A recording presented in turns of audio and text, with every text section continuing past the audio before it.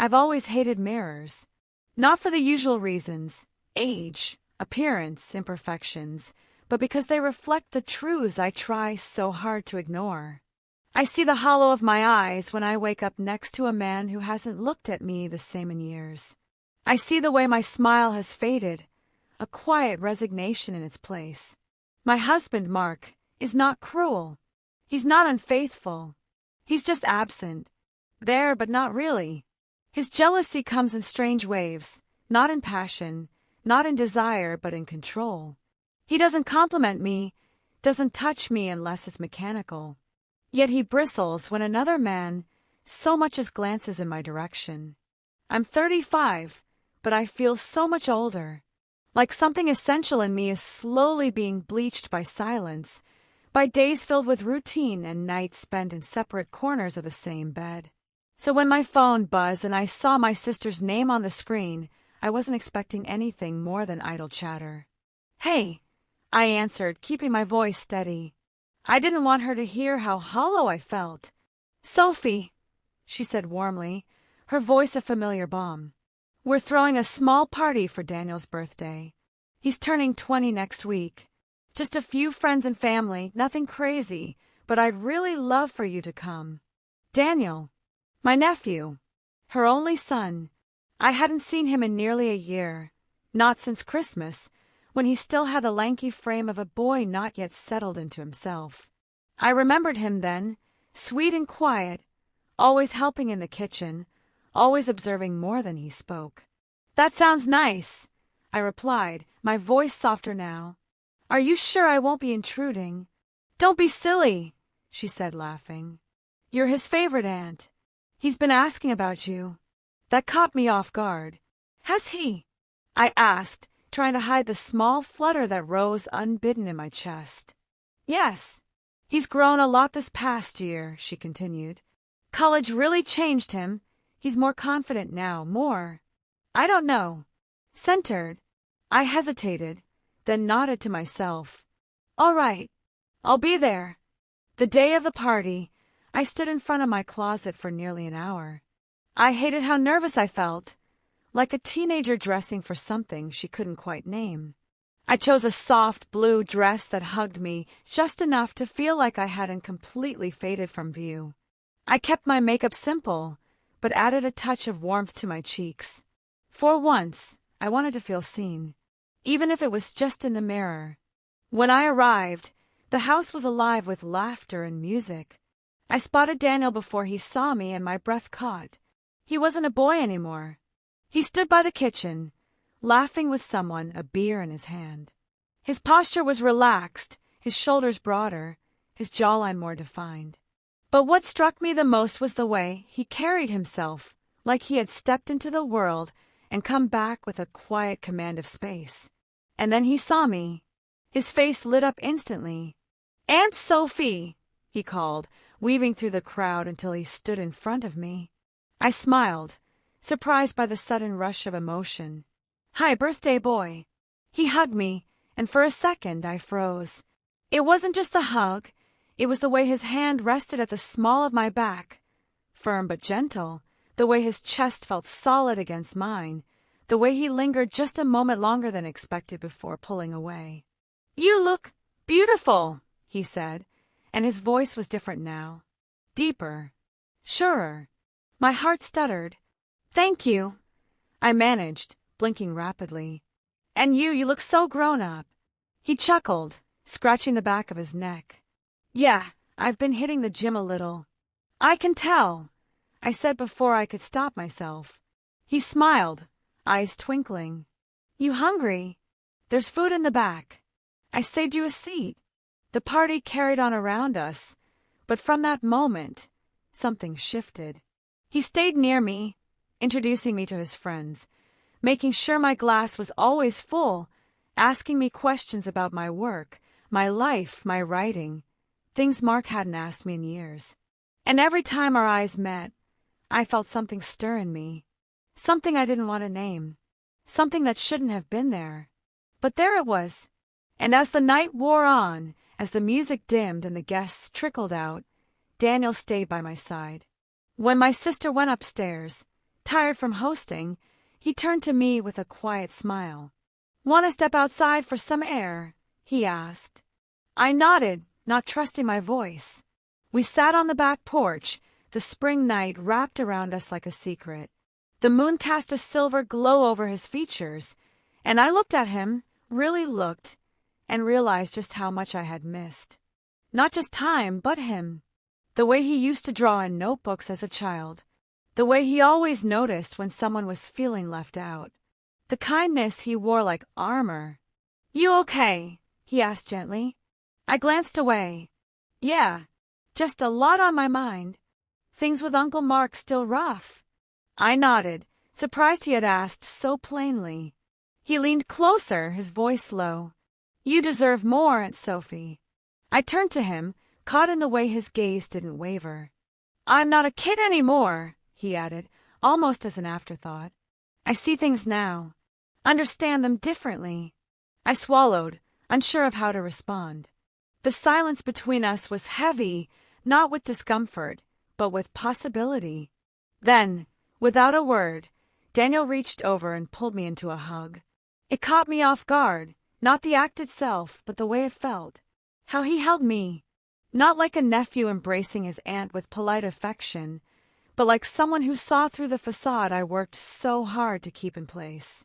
His arms wrapped around me with a kind of quiet strength, and I found myself leaning into him, my cheek brushing his shoulder. For a moment, I let myself just be, tired, exposed, and quietly unraveling. "I can tell you're not okay," he murmured. I closed my eyes. "I don't need to know all the details," he continued softly, "but I see the way you look when he's around. Like you're disappearing." I didn't reply. I couldn't. The knot in my throat was too tight, too full of all the words I'd swallowed for years. Then, with a shift in his tone, he said, "Come with me. I want to show you something." Curious, I followed him around the side of the house to the garage. He pulled open the door with a casual confidence and flicked on the light. What stood in the middle of the space made me stop in my tracks. A motorcycle. But not just any motorcycle. It gleamed under the overhead bulb, sleek, deep obsidian with chrome accents and curves that suggested hours of careful work. It looked like something out of a movie, the kind of machine that belonged to someone bold and untamed. "You built this?" I asked, stunned. Daniel grinned. "Every bolt. Took me 2 years. I did most of it while I was still in school. Just finished the custom frame last month."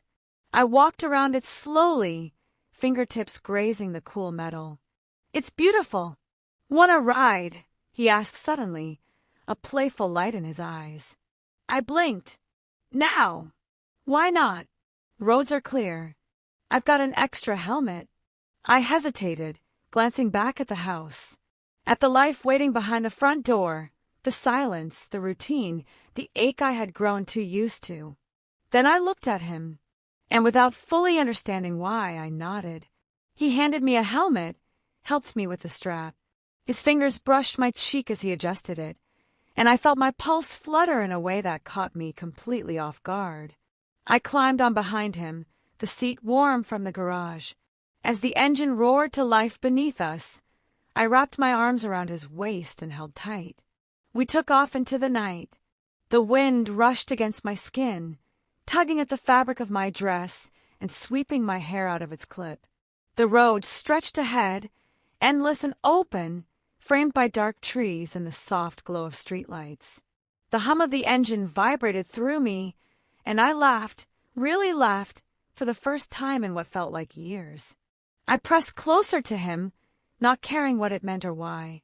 All I knew was that for these few minutes, I felt alive again. Free. Unburdened by expectations or shame. The world blurred around us, the night air cool against my flushed cheeks. My heart pounded, not with fear, but with something far more dangerous. Joy. When we finally pulled off onto a quiet overlook by the lake, the engine quieted into a low rumble before he killed it completely. We sat in silence, the lake glimmering like spilled silver beneath the moonlight. I took off my helmet, and he turned to look at me. "How do you feel?" he asked. I met his gaze, like I'd just remembered who I am. He smiled. "Good." My voice dropped to a whisper. "You made me forget about everything tonight." "I wanted to," he replied, just as quietly. "You deserve a night that's yours." I didn't realize I was holding my breath until I exhaled. Something shifted then, not in the air, but inside me. A recognition. A warning. A pull. I should have been afraid of what I was feeling. But instead, I felt something I hadn't felt in years. Like I was in love. The quiet between us grew louder, like a pause in a melody that waited for something to complete it. Daniel turned his body slightly toward me, his hand resting on the seat just behind me, his eyes reflecting the low moonlight over the lake. He wasn't smiling anymore. There was something more serious in his gaze now, something searching, unreadable. I felt it then, that slow, inevitable gravity pulling us toward a moment I hadn't dared imagine. Not fully, but now it hovered in the air between us, like a breath neither of us wanted to release. He leaned in, just a little, not in some impulsive lunge, not recklessly, but gently, slowly, as if asking a question without words. And I didn't pull away. My heart stuttered in my chest, 1,000 things rushing through me, and yet all I could feel was his presence. Close, real, warm. My eyes dropped to his mouth. I could taste the electricity on my tongue, feel the air tighten. His forehead almost touched mine. The space between us was barely a whisper. And then my phone rang. The sound was sharp, jarring, a bright vibration that sliced through the moment like a blade. I gasped softly, reality snapping back around me. I fumbled for my phone, my fingers clumsy, and when I looked down at the screen, I saw his name. Mark. I stared at it, my thumb hovering over the screen. Daniel had turned away slightly, giving me space, his jaw tight, his expression unreadable. I answered, "Hello." My voice was low, breathless. "Where are you?" Mark's voice was clipped, bordering on irritated rather than concerned. "It's late. I thought you'd be back by now." I hesitated, glancing sideways at Daniel. "I'm still at the party." I lost track of time. A pause. "You didn't text me," Mark said flatly. "No," I replied softly. "I didn't." Another pause. "Well, are you coming home?" There was no "Are you okay?" No, "Did you have fun?" Just expectation. Just that tone I knew too well, the one that said, "You belong where I can see you." I swallowed. "Soon." He hung up without another word. I stared at the screen for a few seconds before placing the phone in my lap. Daniel still hadn't looked at me. His eyes were on the lake, his fingers absently tapping against his thigh. "I should take you back," he said quietly. "Daniel." "It's okay," he said quickly, cutting me off. "Really? I shouldn't have leaned in like that. I thought you wanted." "I did." The words came out before I could stop them. Small, trembling, honest. He finally turned to look at me, his expression unreadable, the tension between us thick as fog. "But it's complicated," I added, my voice breaking slightly. He nodded slowly, his eyes still on mine. "Yeah, it is." We sat in silence for another minute. Not awkward silence, something else.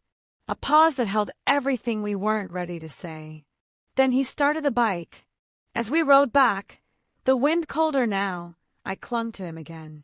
But this time, my thoughts weren't weightless. They were loud, swirling, full of things I'd thought I buried. Full of longing, and one undeniable truth. Something between us had changed, and there was no going back. The wind whipped around us as the motorcycle roared back to life, but this time, the silence between us wasn't heavy. It felt lighter somehow, like the weight of the moment had shifted into something more unspoken, yet shared. We were halfway down the quiet, open stretch of highway when Daniel glanced over his shoulder and yelled above the hum of the engine, "Let's scream." I blinked, unsure I heard him right. "What?" I called out, laughing into the wind. He tilted his head, just enough, so I could hear him through the helmet's muffled space. "Let's scream. Come on, at the top of our lungs." And before I could respond, he threw his head back and let out a wild, howling shout into the night air. The sound was ridiculous, echoing down the open road like something out of a dream. And then I laughed, a full, unguarded laugh that bubbled up from somewhere deep inside me. The kind of laugh I hadn't heard from myself in years. I joined him, tilting my head back and screaming into the wind with everything I had. It wasn't elegant or restrained. It was raw and freeing and completely absurd, but it felt amazing. We screamed again just because we could, and then burst into laughter, our voices trailing into the cool night like misbehaving teenagers. It was ridiculous, silly, beautiful. I held on to him a little tighter, and in that moment, I didn't want to go back. Not to the silence, not to the half-conversations, not to the house that hadn't felt like a home in so long. When we finally pulled into the driveway, the porch light still glowed, and the windows were dark. Most of the guests were gone by now, only a few cars lingering in the street. But I didn't move. Daniel cut the engine, letting the night fall into its natural quiet. "Do you want to come in?" he asked gently, not looking at me right away. I hesitated, my hand still resting lightly on his back. "I don't think I want to go home yet," I admitted. He turned then, meeting my eyes in the mirror. "Then don't." I slid off the bike, my legs slightly unsteady, not from the ride, but from the rush of everything still crashing inside me. He stepped off too, removed his helmet, and raked a hand through his hair. "You could stay," he said after a beat. "Just for the night. No pressure. We've got the guest room. I don't like the thought of you going back there right now." I looked up at him, the porch light casting shadows across his face. I saw the sincerity in his eyes. No expectation, just concern, maybe even something more. "Okay," I said softly. His expression broke into a small, relieved smile. "Come on, I'll grab you a sweatshirt. It's chilly out." We slipped into the house quietly. The living room was dimly lit, a few empty glasses left on the coffee table. I kicked off my shoes and followed him down the hall, past the photos on the wall I hadn't seen in years. He handed me a soft, worn hoodie, probably one of his favorites. I pulled it over my dress, the fabric still warm from his body, and it smelled like his cologne. Clean, familiar, comforting. We ended up in the kitchen with mugs of tea, sitting at the island as if we did this every night. He told me stories from school, from his part-time job, from things I had missed over the last year. And I listened, not because I was trying to distract myself, but because I wanted to know everything. By the time midnight rolled around, we were still talking, both of us curled into opposite ends of the couch, legs tucked up, cups empty. "I'm glad you stayed," he said, voice low. I nodded. Me too. And as the house settled into stillness, I felt something shift again. Not sudden or dramatic, but subtle, like the start of something I couldn't name yet. All I knew was, in that moment, wrapped in his sweatshirt, curled into the quiet warmth of this house that felt more like home than mine ever had. I didn't want to leave. The house was quiet, the kind of stillness that only settles in long after the last voices have faded and the night has fully claimed the sky. I should have gone to the guest room. But when Daniel stood, mug in hand, and asked gently, "Do you want to come hang out in my room for a bit?" I nodded without thinking. It felt natural, like we were just picking up a conversation that had never ended. I followed him down the hallway, the floorboards soft beneath our steps. He opened the door, letting me in first, and I paused just inside, taking in the space. It wasn't what I expected. Clean, simple, but lived in. A few posters still clung to the walls, old bands, a film or two, some abstract art. A desk cluttered with notebooks and pens. A few books stacked beside the bed, It smelled faintly of cedar and something else. His cologne again, probably. The same warm scent I'd noticed earlier on the motorcycle. He pulled open the window, letting in the night breeze. The air was cool, but not cold, fragrant with spring, and a hint of damp earth from the lake nearby. He rummaged in his drawer, pulled out something small, and held it up between two fingers. "You mind?" he asked. "Just a little." I laughed softly. "Since when do you ask me for permission?" He smiled at that, rolled it with practiced ease, and lit it. I leaned by the window with him, shoulder to shoulder, watching the soft red glow pulse as he took the first drag. Then he passed it to me. I hesitated for only a second before accepting. It wasn't about the smoke, it was about the moment. The intimacy of it. The shared breath, the hush of the night wrapped around us like a secret. I exhaled slowly, letting the edge of the day slip further away. Outside, the world was silent. No traffic, no movement. Just the two of us, framed by moonlight and shadows, leaning against the sill as the breeze danced across our skin. "This doesn't feel real," I whispered. Daniel turned to look at me, his features soft, curious. "What part?" "All of it," I said. "Being here. Feeling like this. Laughing. Screaming into the wind. Talking to you like this." He didn't speak right away. Just reached out, brushing a lock of hair behind my ear, his fingers lingering a little longer than they needed to. "You don't have to go back to feeling invisible," he said quietly. "Not ever again." My throat tightened. "I see you," he added, his voice barely more than breath. "All of you." The warmth of his words settled over me like a blanket. I looked at him, really looked, and saw the sincerity in his expression. Not naive admiration, but something deeper. Honest. Gentle. Safe. We passed the last of the smoke back and forth in silence, both of us leaning closer with each exchange until there was no space left between our shoulders. His arm brushed mine, and I didn't move. The closeness between us felt different now. Charged, yes, but not just with attraction. With care. With unspoken questions, and too many answers that neither of us dared to say aloud just yet.